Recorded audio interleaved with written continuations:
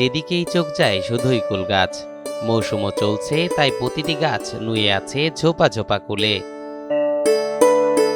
এই কুল বাগানের মালিক ব্রাহ্মণবাড়িয়ার আখাউড়া উপজেলার প্রবাস ফেরত নয়ন খাদেম। তার সঙ্গে কথা বলে জানা যায়, প্রবাসী থেকে পুরোদস্তুর উদ্যোক্তা হয়ে গেছেন তিনি। 6.5 বিঘা জমিতে বিভিন্ন জাতের উচ্চ ফলনশীল কুল বরইয়ের বাণিজ্যিক আবাদ করেছেন। এতেই ঘুরেছে ভাগ্যের চাকা। প্রবাসে থাকা অবস্থায় শুরু হয়েছিল করোনা মহামারী। পরে দেশে ফিরে আসেন নয়ন। অনেক পরিকল্পনা শেষে শুরু করেন কুল চাষ। প্রথমে কিছুটা সমস্যায় পড়লেও ধীরে ধীরে চাষাবাদে দক্ষ হয়ে ওঠেন তিনি। এখন পরিচর্যা সহ বিভিন্ন কাজ করেন নিজেই। নয়নের বাগানে এবারে ফলেছে ভারত সুন্দরী, বল সুন্দরী, কাশ্মীরি, টক বরই সহ নানা জাতের বরই। চলতি মৌসুমে মাত্র 3 থেকে 4 লাখ টাকা খরচ করে প্রায় 14 লাখ টাকা বিক্রির সম্ভাবনা দেখছেন তিনি।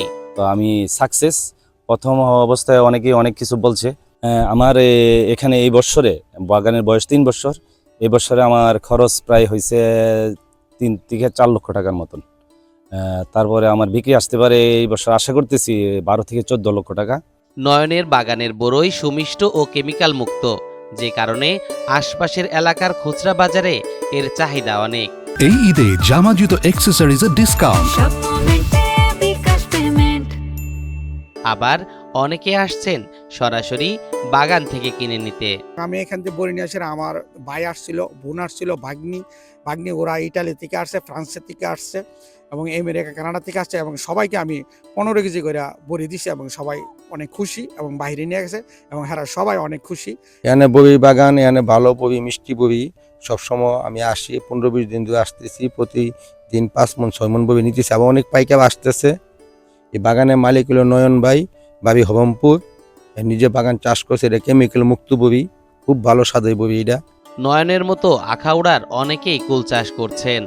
চলতি মৌসুমে এই উপজেলায় 4 হেক্টর জমিতে বরই চাষ হয়েছে, এমনটাই জানালেন উপজেলা কৃষি অফিসার।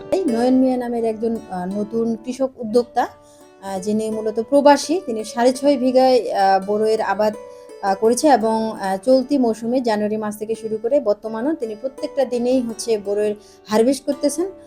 আশা করা যায় যে তিনি অনেক লাভবান হবেন এবং আমাদের উপজেলা কৃষি অফিস থেকে আমাদের উপসহকারী কৃষি কর্মকর্তার মাধ্যমে আমরা সার্বিক সহযোগিতা করার চেষ্টা করে যাচ্ছি। নিজ হাতে গড়ে তোলা এই কুল বাগান নিয়ে আরো বড় পরিসরে ভাবছেন নয়ন। জানালেন তার বাগানের বরই দেশ ছাড়িয়ে বিদেশে রপ্তানি করতে চান তিনি।